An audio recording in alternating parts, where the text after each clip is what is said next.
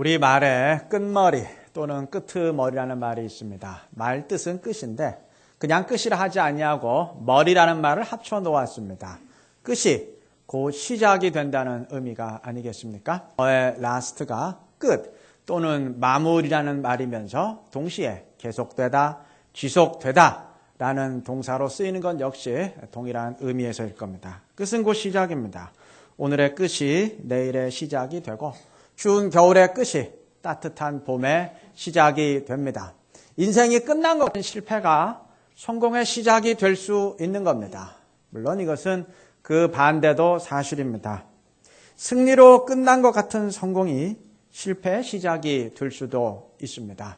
끝이 곧 시작이라는 말이 희망적인 말이 될 수도 있지만 경각심을 주는 말이 될 수도 있는 겁니다. 오늘 본문의 내용이 그것을 증언합니다. 오늘 본문은 예루살렘의 성벽 공사가 52일 만에 완료되었다고 증언합니다. 대적들의 줄깃한 그 방해 공작에 맞서서 이스라엘은 드디어 민족의 비전을 성취해냈습니다. 6장 16절 말씀처럼 이를 보고 대적들은 크게 두려워하며 떨었고 이는 필시 여호와께서 하신 일이다 고백까지 하게 됐습니다. 누가 봐도 게임은 끝났습니다. 상황 종료입니다. 그런데 바로 그 다음 17절은 이게 끝이 아니고 새로운 시작임을 말합니다. 이것이 라스트 게임이 아니었고 게임이 계속 라스트 되고 있음을 증언합니다. 17절 이하의 내용을 보면 대적 도비아와 유대 귀족들이 서로 편지를 주고받으면서 친분을 쌓았습니다. 뿐만 아니라 도비아는 유대인과 결혼해서 유대인의 사위가 되었고 또 도비아의 아들 역시 유대인과 결혼해서 친인척 관계를 이루었습니다. 급기야 유대의 귀족들은 도비아와 느헤미야 사이를 중재시키면서 둘 사이에 다리를 놓으려 하였고 도비아는 이러한 상황을 이용해서 느헤미야를 두렵게 만들고 무너뜨리려 시도했습니다. 영적 싸움이 새롭게 시작된 겁니다. 우리 모두 경각심을 가지고 들어야 할 이야기입니다. 끝이 곧 시작이라는 것은 우리에게만 그러한 것이 아닙니다. 사단 역시 다 끝난 것 같은 실패가 성공의 시작이 될 수 있다고 생각합니다. 그래서 실패에도 불구하고 끈질기게 공격을 하는 겁니다. 그렇다면 우리 역시 끈질겨야 됩니다. 사단이 실패를 끝이 아닌 끝머리로 삼는다면 우리 역시 한 번의 승리를 그 다음의 승리를 위한 새로운 시작으로 삼아야 될 것입니다. 오늘 본문을 6장에서 7장 처음까지 읽었는데 이 7장의 본문은 느헤미야의 모습이 그러하였음을 증언합니다. 성벽 공사가 대적들을 경악시킬 만큼 멋있게 마무리되었지만 느헤미야는 아직 싸움이 끝났다고 여기지 않았습니다. 7장 1절의 내용처럼 그는 성벽 공사가 완료된 뒤 가장 먼저 문지기들을 세웠습니다. 그리고 3절 말씀처럼 성문을 열고 닫는 것에 대해서 철저히 명령했습니다. 보통 성문은 해가 뜰 무렵에 열고 해가 질 무렵에 닫는 것이 상례입니다. 그런데 느헤미야는 절대 해가 높이 떠오르기 전까지는 성문을 열지 말고 성문을 닫을 때도 반드시 파수하고 있는 상황에서만 닫을 것을 명령했습니다. 행여라도 날이 아직 컴컴할 때 대적들이 몰래 침입하는 것을 막기 위해 철저한 경계를 명한 겁니다. 아울러 문지기뿐만 아니라 일반 주민들도 각각 순번을 정해서 자기들이 맡은 부분을 파수하도록 했습니다. 여기서 끝난 것이 아닙니다. 이와 같은 방어 시스템을 구축한 뒤에 느헤미야는 예루살렘의 그 내부적인 문제로 시선을 돌렸습니다. 예루살렘이 도시로서의 면모를 갖추려면 적절한 인구가 있어야 되는데 아직 턱없이 부족했습니다. 포로 생활 뒤에 귀환한 사람들이 주로 지방에 정착해 왔기 때문입니다. 느헤미야는 이 문제를 해결하기 위해서 5절 말씀처럼 지도자들과 백성들을 모아서 인구 조사를 벌였고 나중에 제비를 뽑아서 전체 인구의 10분의 1이 예루살렘으로 이주할 수 있도록 조치를 취하게 됩니다. 자, 성벽도 완공되었고 방어체제도 구축이 됐습니다. 게다가 적절한 인구까지 이주할 예정이니까 이제 정말 다 끝난 것 같아요. 그러나 느헤미야는 이게 끝이 아니라 새로운 시작이라 여겼습니다. 그는 인구 조사 뒤에 8장 1절부터 즉시 영적 회복 운동에 돌입합니다. 무너진 성벽도 다시 쌓아야 하지만 더욱 근본적인 문제는 그동안 어긋났던, 그동안 무너졌던 하나님과의 영적 관계를 회복하는 것이라 여겼기 때문입니다. 우리가 1장에서 보았던 것처럼 그는 페르시아에 있을 때부터 예루살렘의 비참한 상황이 불순종 때문임을 고백하며 회개했습니다. 근본 원인이 불순종에 있는 이상 영적 각성과 회복이 이루어지기 전까지 문제는 해결될 수 없습니다. 당연히 그의 목표는 처음부터 영적 각성과 회복이었고 그러하였기에 성벽의 완공은 그에게 결코 끝이 될 수 없었던 겁니다.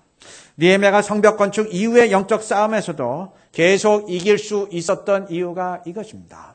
그는 끝이라 여기지 않았습니다. 그는 멈추지 않았습니다. 이제 끝이다 하고 멈추는 사람은 무너지게 되어 있습니다. 자전거 페달을 계속 밟으며 앞으로 나아가지 않으면 결국 쓰러지게 되고 운동이나 외국어를 연마하다가 멈추면 실력이 더 이상 늘지 않는 상태에서 정체되는 게 아니고 점점 퇴보하게 되죠. 그것과 같은 이치인 겁니다. 느헤미야는 그래서 멈추지 않았습니다. 대적들이 성벽 완공이 끝이 아니다 여길 때 느헤미야도 역시 똑같이 생각했습니다. 대적자들이 이번 실패가 끝이 아니다 다짐할 때 느헤미야 역시 이번의 승리가 끝이 아니다 다짐하면서 새롭게 출발했습니다. 만약 멈췄더라면 그 역시 몰락하게 되었을 겁니다. 공격이 최선의 방어다라는 말은 영적 싸움에도 적용되는 말인데 영적 세계에서는 더 정확히 말하면 공격이 유일한 방어입니다. 앞으로 나아가지 않으면 넘어지게 되고 성장하지 않으면 퇴보하게 되고 승리하지 못하면 패배하게 되는 것이 영적 세계의 현실입니다. 여러분 우리가 왜 전도해야 됩니까? 부흥하자는 게 아니에요. 부흥이 문제가 아닙니다. 안 하면 무너지기 때문입니다. 부흥은 못해도 생존은 해야 될 거 아닙니까? 왜 우리가 기도해야 되나요? 안 하면 우리 영이 죽어요.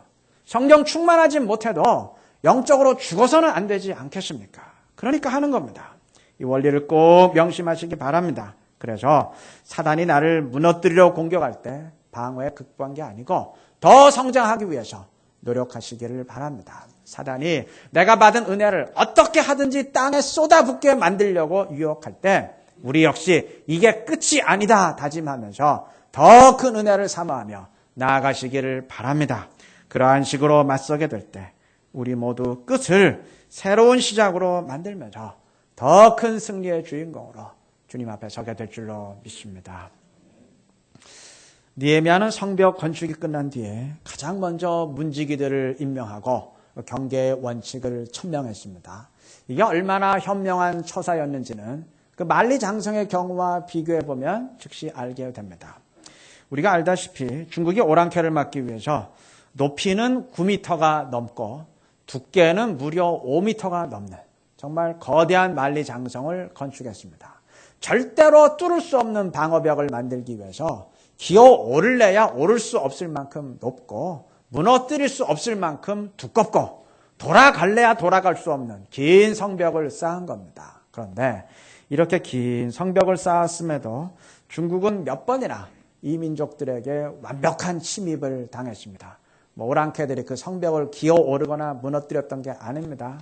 문지기들을 뇌물로 매수해서 그냥 열린 문으로 그대로 통과했습니다. 어떤 경우에는 아예 적군이 도착하기도 전에 문지기가 미리 문을 열어놓고 기다린 경우도 있었다고 합니다. 위용을 자랑하는 성벽이었지만 정말 필요한 순간에는 무용지물이 된 경우가 허다했습니다. 얼마나 바보 같은 일입니까? 느헤미야는 이러한 일을 원치 않았기 때문에 사전에 철저한 예방 조치를 취했던 겁니다. 여러분, 예루살렘 성벽은 장식록이 아닙니다. 우리가 저것을 한때 건축했다는 그 추억과 뿌듯함을 간직하기 위한 기념품이 아닙니다. 실질적인 유익을 위한 것입니다. 성벽을 쌓아서 이방 민족의 침입을 막고 그것을 통해서 이방과 혼합되지 않는 그 영적 순수성을 회복하기 위한 겁니다. 기껏 힘들게 건축했는데 여전히 이방이 침입하고 이전과 상황이 동일하다면 그처럼 바보 같은 일이 또 어디 있겠습니까? 성벽을 쌓는 것도 중요하지만 그 다음이 더 중요한 겁니다. 성벽은 그것을 통해서 실질적인 유익을 얻게 될 때 가치를 지니게 되는 겁니다. 여러분, 이 원리는 신앙생활의 모든 부분에 적용되는 원리입니다. 그 무엇이든 실질적 유익이 될 때 가치를 지니게 됩니다. 예를 들어서 교회가 힘을 들여서 어떤 행사를 했다고 칩시다. 그런데 행사는 정말 성대하게 성황리에 끝냈는데 그것을 통한 실질적 유익은 무엇인지 잘 모르겠어요. 그럼 무슨 소용이 있습니까? 마치 힘들게 수술을 다 받았는데 병은 하나도 치유된 것 같지 않는 그런 공허함과 허탈감을 느끼게 되지 않겠습니까? 교회 집회도 마찬가지고 무슨 프로그램을 이수하는 것도 마찬가지고 다 마찬가지입니다. 유익이 없다면 그건 무용지물에 불과한 겁니다. 그리스도인으로서 은사를 체험하는 것은 영적 축복입니다. 그러나 은사를 받는 것보다 영적 체험보다 더 중요한 것은 그것을 통해서 나의 신앙과 공동체의 유익을 얻는 일입니다. 만약 그것이 없다면 고린도 교회처럼 하등 무의미한 것에 불과할 것입니다. 아니 오히려 신앙의 장애가 될 것입니다. 신앙생활의 경력 중요합니다. 목사, 장로, 권사, 직분 받는 건 물론 중요합니다. 그러나 받는 것으로만 끝난다면 의미가 없습니다. 경력이나 직분이 장식력은 아닙니다. 그것을 통해서 내가 영적으로 더 성장하고 내 삶의 가치관이 새롭게 되는 실질적인 유익을 얻게 될 때 그 진정한 의미와 가치를 지니게 될 것입니다. 회사에 원서를 낼 때 취업이 목표인 사람은 취업과 동시에 목표가 상실되겠지만 일을 하는 것이 목적인 사람은 취업과 더불어서 목표를 위한 삶이 이제 본격적으로 시작이 됩니다.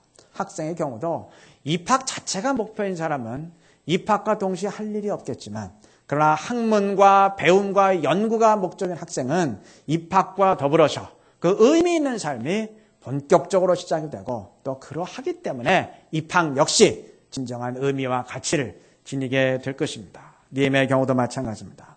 만약 힘을 기울이며 애쓴 목표가 성벽의 건축에 불과했다면 건축 완료와 더불어 그는 할 일이 없었을 겁니다. 그러나 그의 꿈은 그의 비전은 담벼락이 아니라 예루살렘의 안전과 그것을 통한 영적 회복이었습니다. 그러하였기에 그의 꿈은 성벽의 완공으로 끝난 것이 아니고 오히려 그로 인해 더 본격적으로 펼쳐지게 되었고 성벽의 건축 역시 더 깊은 의미를 지니게 된 것입니다. 우리 역시 그러해야 됩니다.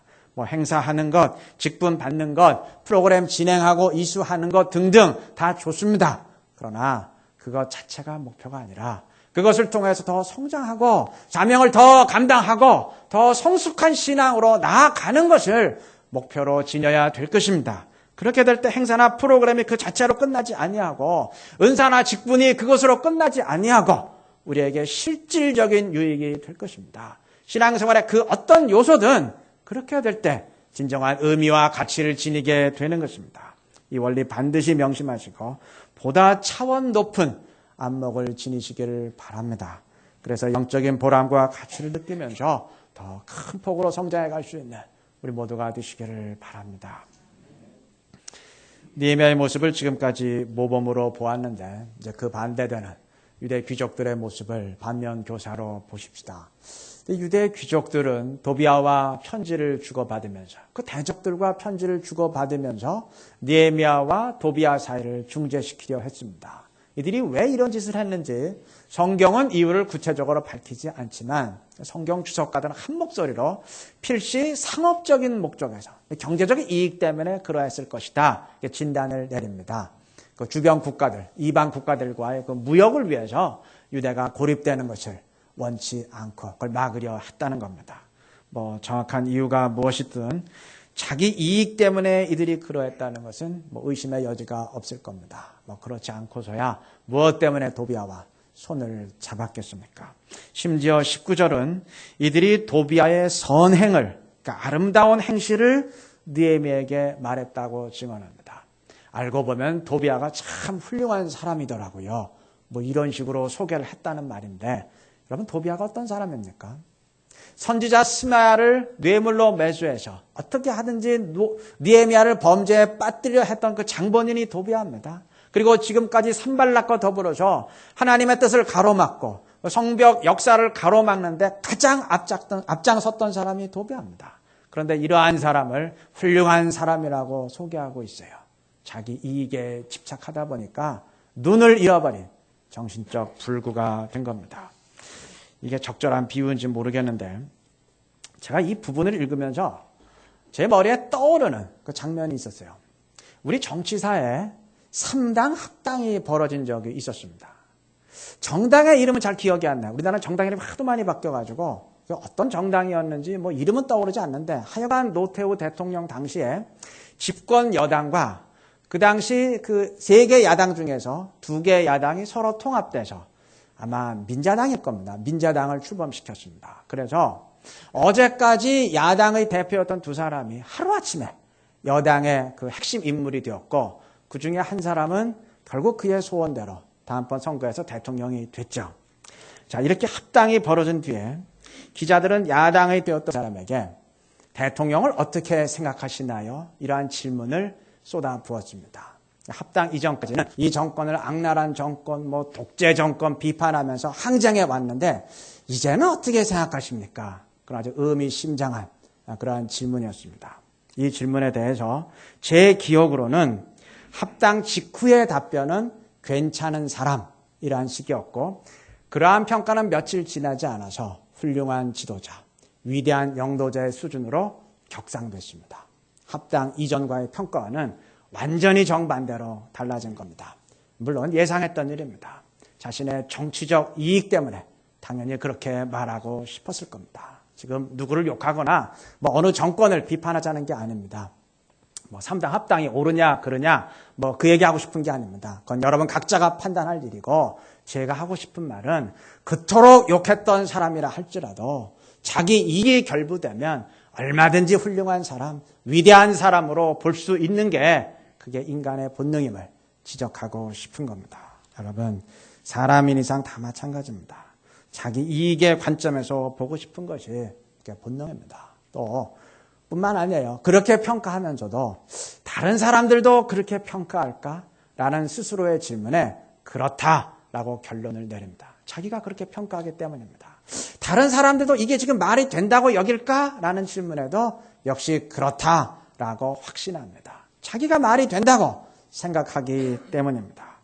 이들과 대조되는 사람이 느헤미야입니다. 도비아의 뇌물을 받은 스마야가 야, 너를 죽이기 위해서 암살자들이 들이닥친단다. 우리 빨리 성전으로 함께 숨자. 이렇게 재촉할 때 느헤미야가 어떤 반응을 보였습니까? 만약 본문의 귀족들 같았으면 함정에 즉각 걸려들었을 겁니다. 아니 자기를 죽음의 위기에서 구출해 주려는 고마운 사람인데 무조건 좋게 평가하지 않았겠습니까? 아첨이나 아부에 걸려든 이유가 바로 여기에 있는 겁니다. 그러나 느헤미야는 자기 중심의 관점에서 보지 않았어요. 아무리 나를 위하는 사람처럼 보여도 하나님의 말씀에 어긋나는 한 사악한 사람으로 평가하고 단호히 거부했습니다. 그는 눈을 잃지 않았던 겁니다. 우리 역시 이러해야 될 것입니다. 자기 중심이 아닌 하나님의 관점을 지녀야 될 것입니다. 이건 사람을 볼 때뿐만이 아니고 말씀을 읽을 때도 마찬가지입니다. 사람인 이상 가난한 사람은 자연적으로 가난한 자에게 복이 있다는 말씀을 중심으로 신학을 정립하고 싶고 또 부유한 사람은 축복의 말씀을 배경으로 하나님의 계획을 이해하고 싶은 것이 다 인지상정입니다. 인간의 본능이지만 극복해야 될 것입니다. 그저 보고 싶은 대로만 본다면 유대 귀족이나 우리나 뭐 다를 게 있겠습니까? 자기를 부인하라는 주님의 말씀 기억하면서 자기 이익의 관점이 아닌 하나님의 관점을, 하나님 중심의 관점을 지닐 수 있어야 될 것입니다. 그러한 신앙으로 설 때 우리를 통해 주의 뜻이 이루어지고 주님의 영광이 더 크게 드러나게 될 줄로 믿습니다. 말씀을 맺겠습니다. 오늘 말씀의 제목이 end가 아닌 end. 영어 발음이 정확한 사람이 이거 구분하는데 저는 영어권 생활을 오래 했는데 참 구분을 못하겠어요. 영어로 끝을 의미하는 end가 아닌 그리고를 의미하는 end. 그게 그거죠. 네, 다시 말하면 끝이 아닌 계속입니다. 오늘 본문이 증언하는 것이 바로 이것입니다. 유대 귀족 도비야 그리고 느헤미야의 공통점이 이것이었어요. 이미 말씀드린 것처럼 대적 도비야와 느헤미야 모두 이 성벽의 완공이 끝이 아니다 다짐을 했습니다. 귀족들 역시 마찬가지입니다. 느헤미야 5장에서 자기 이익을 위해서 고리대금업을 일삼고 심지어 채무자의 자녀를 노예로 삼았던 사람들이 5장 7절에 의하면 귀족들입니다. 그런데 이들 귀족들이 또 6장에서 자기 이익 때문에 대적 도비아와 손을 잡은 겁니다. 그리 놀랄 일도 아닙니다. 사단의 모토 역시 끝이 아닌 계속이기 때문입니다. 사단이 그러한 이상 우리 역시 끝이 아닌 새로운 시작이라 여겨야 될 겁니다. 이제 끝이다 라고 멈추는 순간 날개도 없이 추락하게 될 겁니다. 제가 언젠가 어느 개그맨의 인터뷰를 본 적이 있는데 그 사람이 개그맨의 고충 2가지를 토로했어요. 첫 번째는 가수는 그 히트곡 하나 있으면 1년, 2년, 심지어 평생을 우려먹기도 하는데 개그맨들은 무대에 설 때마다 늘 새로운 아이디어를 창작해서 선보여야 된다는 겁니다. 힘들죠. 또 하나는 영화 배우나 탤런트는 그 작품 하나 끝나면 휴식기를 가지면서 숨을 고를 수 있는데 개그맨은 아무리 톱 클래스의 개그맨이라도 결코 그렇게 못한다는 겁니다. 왜냐? 개그맨은 휴식이 곧 은퇴랍니다. 쉴 수가 없다는 거예요. 그 얘기를 들으면서 개그맨의 삶이 우리 그리스도인과 비슷하다 그런 생각을 했어요. 첫 번째 경우는 대학 교수처럼 강의 하나 가지고 몇 년을 쓸 수 있는 게 아니고 매번 설교를 준비해야 되는 그 목사의 경우와 흡사하고, 두 번째 경우는 목사뿐만이 아니라 모든 그리스도의 삶과 동일하다 이런 생각이 들었습니다. 여러분, 휴식이 곧 은퇴라는 것은 그 멈추는 순간 추락이라는 말인데 우리 그리스도인의 영적 삶이 그렇습니다. 이제 끝이다. 이제 됐다 멈추는 순간 신앙은 바로 추락합니다. 급전직하게 되어 있습니다. 여러분, 지옥 안 가는 유일한 비결이 천국에 가는 것이듯 영적 싸움에서 패배하지 않는 유일한 비결은 계속 승리하는 겁니다. 이제 그만하면서 휴전하는 순간 이미 패배는 시작이 된 것입니다. 끝이 아닌 계속 이어야 됩니다. 한 번의 순종은 그 다음 승리를 위한 교두보가 되어야 될 것입니다. 끝이 아닌 순종, 반드시 신앙의 모토로 삼으시기를 바랍니다. 그래서 계속 승리하면서 더 크게 사명을 감당해 갈 수 있는 우리 모두가 되시기를 그리스도 이름으로 축원합니다.